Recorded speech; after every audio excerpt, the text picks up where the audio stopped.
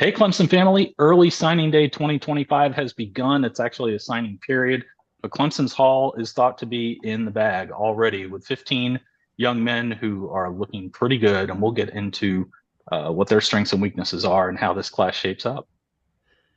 I'm Daniel Shirley. It's great to be back, right? I mean, it's been a while, but it's good to be here and talking some signing day. We figured this is the perfect time to get things going again, and we have a new member with us. Micah Johnston is joining us as part of the crew here, and we're really excited about that. Micah and I both live in Macon, so we get to talk a lot about Clemson sports and excited about where the Tigers are and looking forward to the future. Micah, tell us a little bit about yourself, how you became a Clemson fan.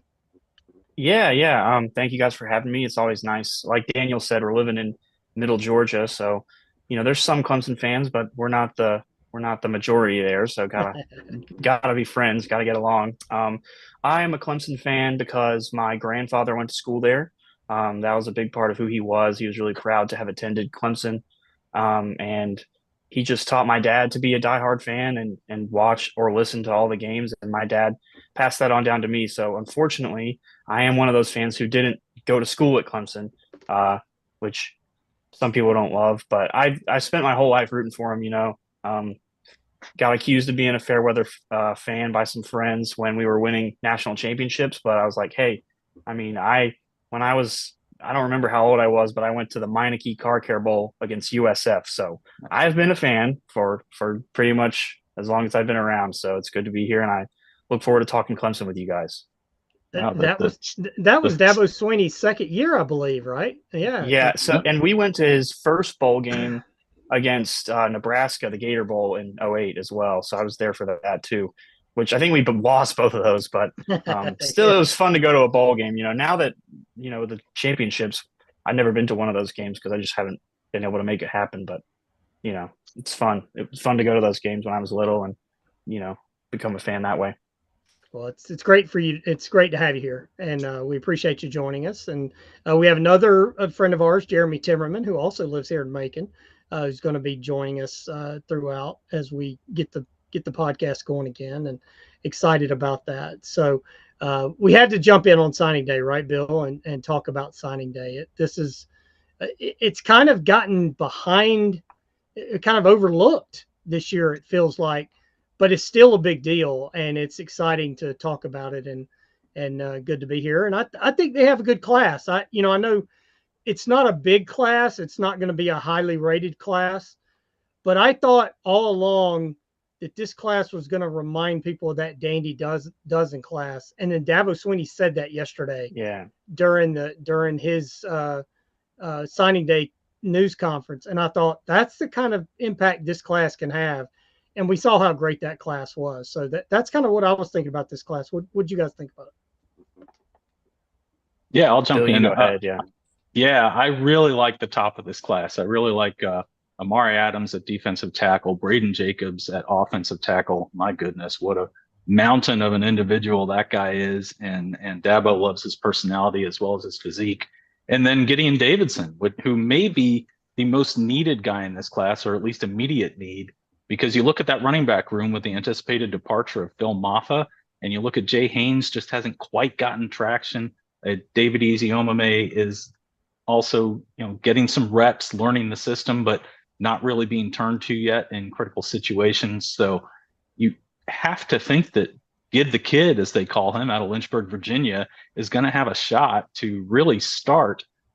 Maybe not game one or week one. Maybe it'll be a flashback to the, hey, you get the first carry like Jamie Harper, or did Spiller have that as well? I don't remember. We don't want to think too much about how things turned out over the long haul for Jamie Harper, but I kind of feel like he's going to be more of a Travis Etienne type, where he won't be the immediate starter, but by mid-year, by end year, he's just going to force his way into a heavy share of the rotation of carries at running back. Yeah, I think so Yeah. too. I think you're right. Go ahead, Mike. No, sorry. He basically, I mean, Bill took the words right out of my mouth. I think those are the three guys that stick out the most in the class. Adams and Jacobs are just, I mean, you want to have big dudes on both sides of the ball in the trenches like that, but I really like Gideon Davidson, man. I mean, anytime you look up Clemson's recruiting class this year, the last couple of days, there's been a lot of negativity about it because it's, I mean, it's one of the lower classes we've had. I think I saw somewhere it was like the lowest ranked since 2010 or something like that. But it's like Daniel said, the dandy dozen with Taj Boyd. I mean, it doesn't matter as much if you have such a top heavy class. And I think the three guys we mentioned are going to be real difference makers. I think Davidson was recruited by CJ Spiller, which, it's like, count me in, right? I mean, that's all I need to hear, honestly. If he's going to support, if he's going to support Davidson and he's the guy that brought him in, then I'm all in for it. And like you said about ETN, I think it could be a similar thing. It reminds me of that. I think we were playing Louisville and it was a blowout and ETN hadn't seen too much of the field, but he tore off his long run and Kirk Herbstreit just goes an embarrassment of riches. I mean, I think that's what he said. And, right. I think that could be the situation we see Gideon in next year, just kind of maybe getting some touches later in the year and then breaking out for us in a big way. Hopefully that's what ends up happening. Well, Bill, you know what I'm most excited about, and it's those 5 names at the top. Because I think you need 4 or 5 offensive linemen in every class, and you start with Braden Jacobs, who you saw his tweet from his dad that a school had offered him $1 million to flip, and Dabo said he didn't get that here, but he's not going to be hurting. So I mean, obviously. Braden Jacobs got some money to come to Clemson as well. But I love the fact that Dabo Swinney said yesterday about 2 or 3 of these offensive linemen, they're mean and they're nasty. And I think Clemson needs a lot of that up front. And I think the offensive line this year has been fine. I think it's done a good job, but they need to start really controlling the game up front. And this could be the group that kind of flips that. And you look at it, it's really Matt Luke's first group since becoming the offensive line coach. I know that he added a couple of guys at the end of last year's class, but this is his first full group. And I hope this is what we're going to see moving forward is 4 or 5 offensive linemen in every class. So when you get to the end of the season, they're not in the situation that they're in this year, and they're having to mix and match pieces to make the offensive line work. Yeah, and they're very thin. If another guy unfortunately would have to be carted off during this ACC Championship game, which we'll talk about in a little bit, again, that's where that mixing and matching gets tougher because you're down to fewer and fewer options. Some of these guys are out for the year. And Dabo's thing has been all along, hey, 15 offensive linemen should be enough. But when you look at guys who get hurt, who maybe have chronic injuries, or maybe who just don't pan out to be a Power 4 conference offensive lineman, your options get limited. More programs are like Georgia and Alabama. They take 17, they take 18 at all times, which comes much closer to averaging out to that 4 or 5 a year.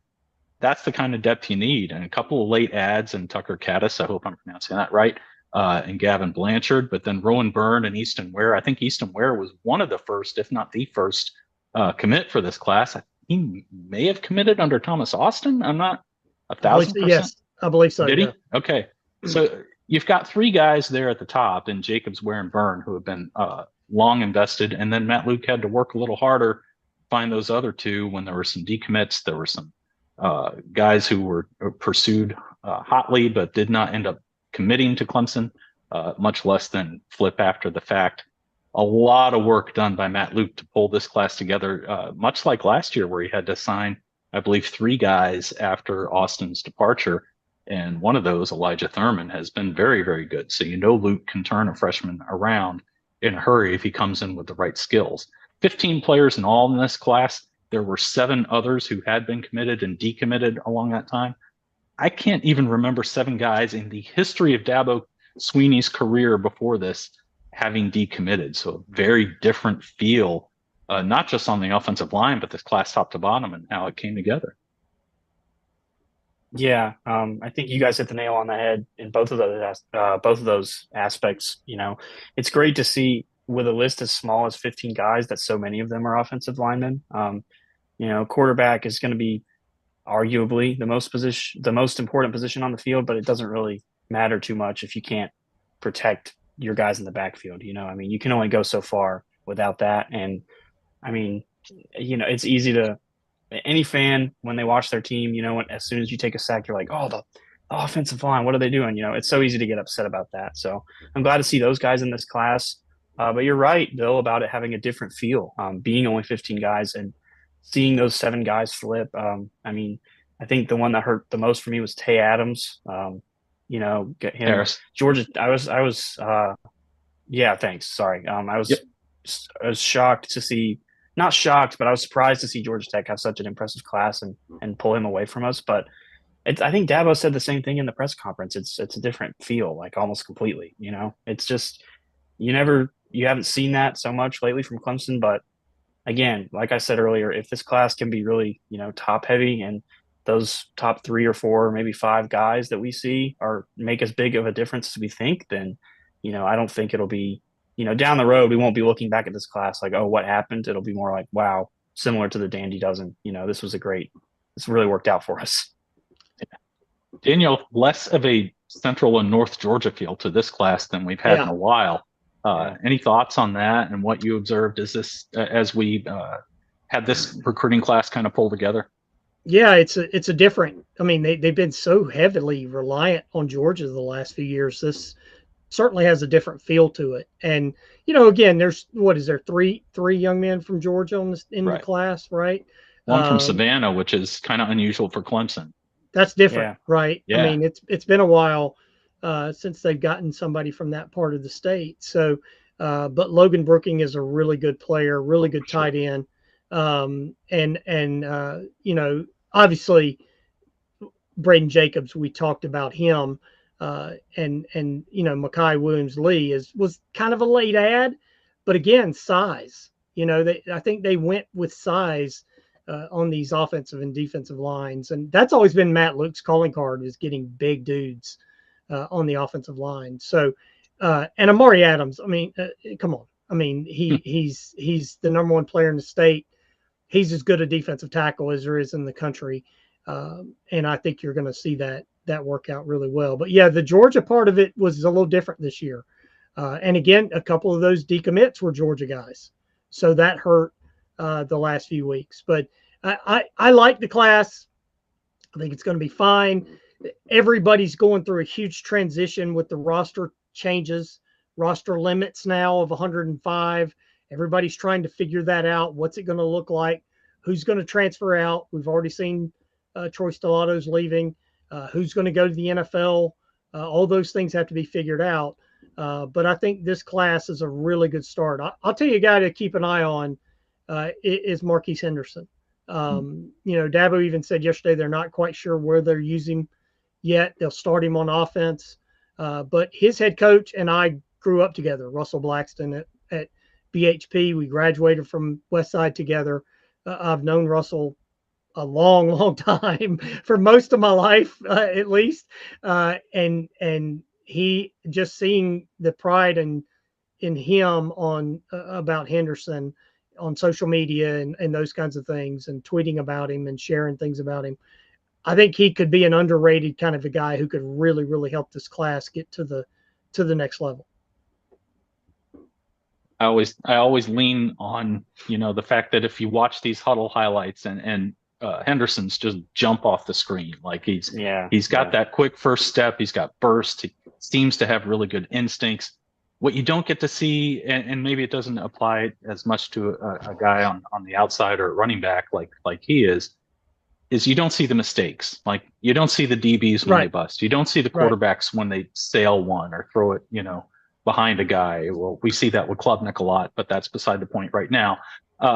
You can't really get a full evaluation of what these guys can do. And so that's where you lean on, Matt Luke and his experience, Nick Eason, Mike Reed, all the guys who are so good at their positions to be able to weed out and see full game tape and decide, yeah, this is a guy who I can help his faults, but I can also build on his strengths and turn him into a Power 4 player, if not an NFL draft prospect. Yeah. I mean, anytime, I guess, it's kind of a cliche at this point, but I mean, anytime you get a guy with the ATH, you're never sure how it's going to go, but you know that the guy has some serious abilities. And like you guys said, and you've probably watched more of his highlights than me, frankly, because, I started doing research on the class, only this week. I mean, because I just kind of wait until signing day to see, and then look at all the guys and familiarize myself. But he's another one of those guys that sticks out. And I mean, I think earlier also Daniel mentioned the tight end. I mean, I think about some of the guys we've had in recent years. I mean, Brenningstool has been a key guy for us recently. So I think it's good that maybe we got a tight end, from a spot we don't normally pick guys up out of. So I mean, I'm happy with it, and the rest of these guys, I'll just keep an eye on them, like you guys said, and hopefully they can make things happen. Sorry, I thought I saw someone go past me the way they go past Burning Stool toward. Bill's not he has an issue with Burning Stool's blocking. I see. Okay. Yeah, I guess you're not. That's a good point to make. Yeah, I don't entirely disagree. Yeah, I hope Brooking is going to be a little better in that. Obviously, he comes from very good football bloodlines, so hopefully he'll have a little better understanding of leverage and how to go one-on-one against a guy. And I think Christian Bentoncourt, with all the size he has, is also going to help next year with Burning Stool's anticipated departure. Also, Pat Henry and Josh Stapp are both very savvy players, so good tight end room coming up. And then 2 undersized receivers, if you count Henderson as a receiver. He might work his way in at tailback with the need in that room next year. You never know. Juju Preston out of Virginia, also undersized and missed a lot of his senior season because of some things at his new high school that he had transferred to. Apparently, a lot of people transferred there. And from what I've read, the county signed off on it. County schools signed off on it, but then the state association was like, not so fast, my friend. So I think he only played 6 or 7 games, as many of his teammates were in the same boat. Wasn't him being singled out. I guess he'll have fresh legs coming in next year, so hopefully that'll be a good thing. And then Chris Denson, a late take at quarterback. A lot of people raving about his highlight reels. He comes from a very rich football area, very near the Tampa area there, from Plant City, just a little bit east of Tampa on I-4. I hope that guy is going to be a very nice take. Sometimes those guys don't pan out, like a Tyson Pumachan, but a lot of praise for Denson. Very good wheels and some capable arm strength as well. So we will see how that works out. Have we missed anyone? Maybe Ari Watford, who I think there's another room where a guy could really step forward and get a starting job in no time. Yeah, they have some. They need some depth there, right? There's no doubt. And look, Bill, you and I talked about this the other day. Mike, I don't think you and I did.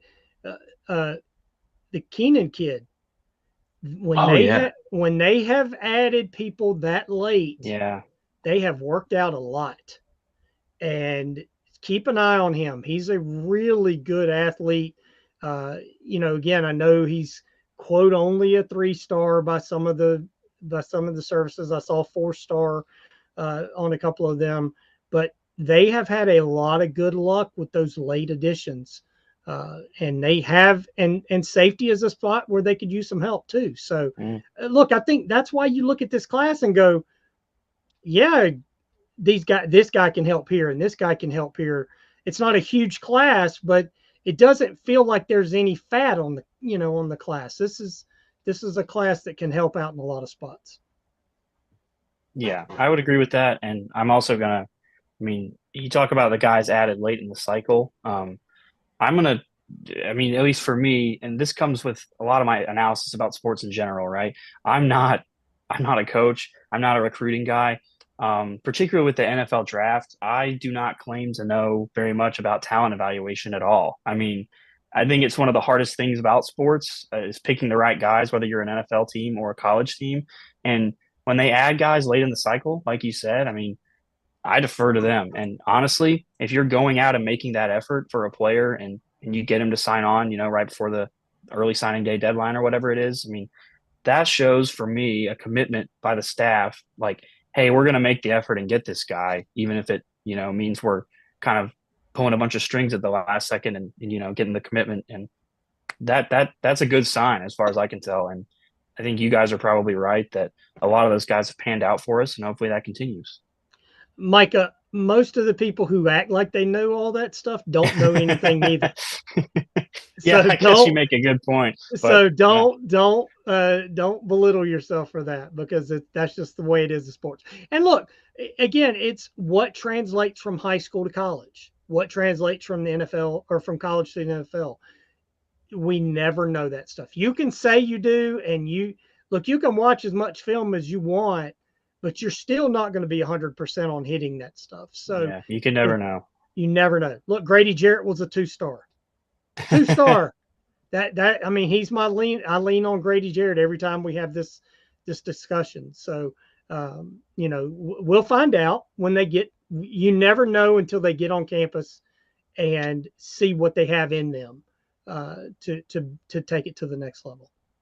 Well, maybe we can all like shimmy under a fence or something out to the practice field or into the facility and see how they line up those first 3 weeks of spring ball. So we are on social media at Clemson Kickoff, by the way. We're on Twitter, Instagram, and Blue Sky now. We're on Threads too, not really doing a lot there. It doesn't really filter up time in a timely fashion there, so we may back away from that a little bit.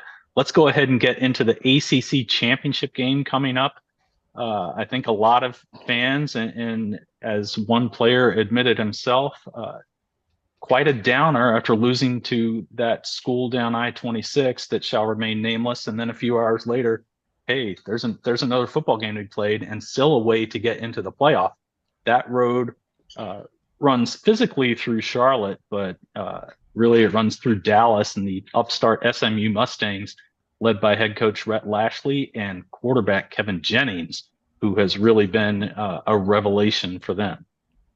And didn't even start the season as the starter. Yeah. That's been the key.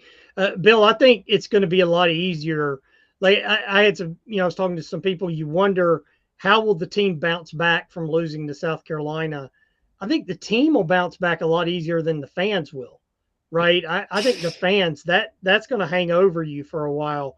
But the team itself is, okay, we've got another game to play. And this is a huge game. And if they can win this game and get in the playoff, possibly get a bye in the first round of the playoff, depending on what happens in some other games, it's one of the biggest games in program history. So I think you'll see them bounce back nicely. Let's hope they figure out the tackling issues in the last week. But I think the offense will play better. Because again, it wasn't. Bill and I, Micah, just for your knowledge, I have had a lot of issues with the defense the last couple of years, but Saturday was a complete meltdown by the whole program, especially in the fourth quarter. It was the offense had a couple of chances to win the game and didn't do it. The special teams weren't good, and the defense was not good at all. And I don't think the coaching was great either. So, but they've got a chance to bounce back on Saturday, and I can't wait to see how they play. Yeah. I'm excited to be in the ACC Championship game. I loved Fran Brown shouting out Dabo in his post-game press conference. I got a big kick out of that, and so did my dad. We laughed about that for a little bit. I mean, I'm on the same page as you, right? As a fan, it is really hard that the last 3rd and 16 or whatever it was that Sellers took off on to score that go-ahead touchdown. I'm not going to stop being mad about that this Saturday when we play SMU. I mean, it's still going to bother me. And I feel like you got to be honest about that as a fan, transparent. But what it boils down to is we still have a shot to make that playoff. And I think Dabo said it earlier this week. I mean, it's a little kitschy, but like, what if we're the first 9-3 team to win a national championship? Plenty of people on Twitter reacting to that pretty negatively. But as a Clemson fan, yeah, count me in, man. I mean, it's like any other sport. All you got to do is make the dance, and hopefully we can succeed against SMU. I mean, they're stronger in the pass than they are in the run. I really like Kevin Jennings, unfortunately, for Clemson's defense. I think he's a great player. Their only loss of the year, he wasn't even starting yet against BYU, if I'm not mistaken, like you said, Daniel. So it'll be an interesting game. I like that we've never played SMU before. At least I don't think we have a prior matchup with them. I tried to find one and I couldn't. So I think it'll be interesting. I'll try as much as I can to enjoy, being in a conference championship game without worrying too much about the playoff, but it sure would be nice to get in.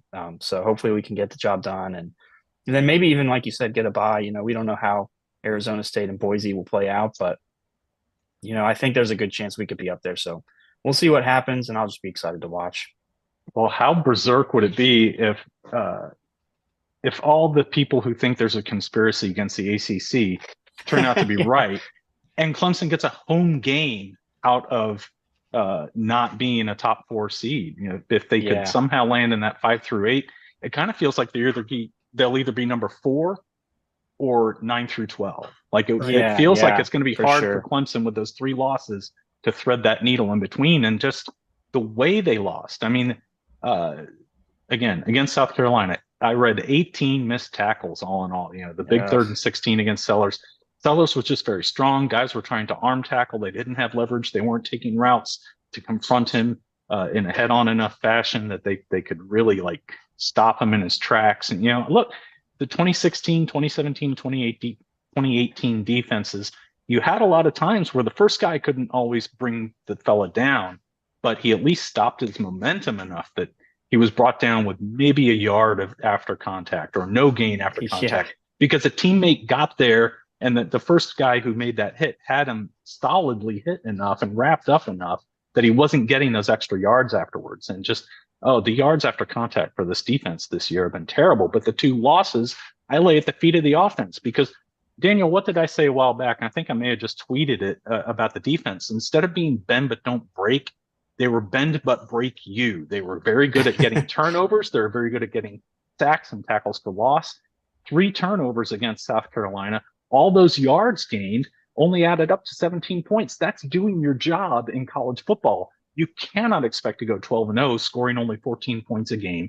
And for them to not score more points against South Carolina, where I think it was clear, A, the offensive line was very good against South Carolina, and 2, there were opportunities against that secondary that just didn't get cashed in. Klubnik threw behind a guy or sailed over a guy, and he's 24 or 36, very good completion percentage, but I don't think the accuracy really was reflected by that statistic. And then same thing against Louisville.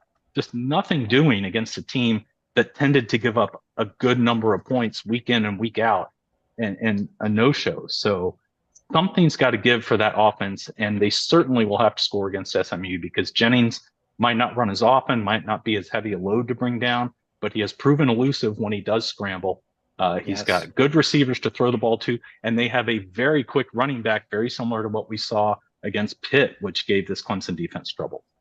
Well, and their defense is good too. They have one of the best defensive fronts in the country. So the offensive line, I think the offensive line had the best game of the year on Saturday. Those 2 defensive ends, I think they had 1 tackle between them, or 2 tackles between them, right? So Cade's got to play better. Yeah. And how about don't run a reverse on when you've got the offensive line, when the offense is rolling, and that fumble, I'm doing that in air quotes because it wasn't a fumble, right. But that changed the momentum of the offense, and it never was the same after that. So don't get cute. If something's working, keep going with it. But no, you're right, Bill. It wasn't just the defense. The defense played well enough to win that game, except for 2 bad plays. The offense has to be better, but the defensive issues have been a season-long thing too, right? It's not been or 2 seasons, or maybe 3 seasons. So I know when you think the starting point is. I'm not so sure that I agree with you on that. I know exactly when I think it was, but no, they've got to play better all the way around, and you have to play complementary football, and they didn't play complementary football on Saturday. So that'll be the key coming up. Jennings is a great player. Rhett Lashley is a really good offensive mind, and he's got a really good staff around him. This is going to be a big challenge for the Tigers on Saturday. I think we're running out of time. One quick thought from each of you. Go ahead, Micah. Oh, I don't know. I'm under pressure. Here's my quick thought. I agree with everything you said, Bill. I don't know the last time I so wholeheartedly agreed with another Clemson fan's kind of prognosis of all the crap that happens to us in certain games. I think Klubnik's sailing wasn't great. I think the offensive line played so well, and it was a real missed opportunity. But I think, like you said, it'll be interesting to see how Jennings, scrambles if he does against us too much. And I think that the bottling up of Kennard, who's going to be in some postseason award conversations, quite frankly, for South Carolina. He's an amazing player. The fact that we stopped him, I think that was incredible, and we really missed a chance there. But hopefully, we make up for it this Saturday. I hope Phil Moffitt's healthy, but if he's not, let's see somebody else. That's my thought for Saturday. Yeah, big time. Yeah, Offensive line replicating it, and maybe some other looks on running back. That would be huge. Yep. I think Jay Haynes had 11 carries, I think, against South Carolina. And then after a false start, someone said it seemed like they saw a lot less of him after that penalty. So maybe have a little more leeway for him to be able to cover up those mistakes, as we put it. Well, this has been the Reign Supreme All podcast. We're glad, Micah, you are joining the team, and look forward to Jeremy being here as well. Daniel, thanks for making time and for kind of being the coordinator, get this all set up. I won't be able to be here every time, but I know show's in good hands when you're on top of it. And until next time with the Reign Supreme All podcast, you can catch us on Instagram, Twitter, Blue Sky, at Clemson Kickoff. I'm Bill Zimmerman. I'm Daniel Shirley. He's Micah Johnston. Go Tigers.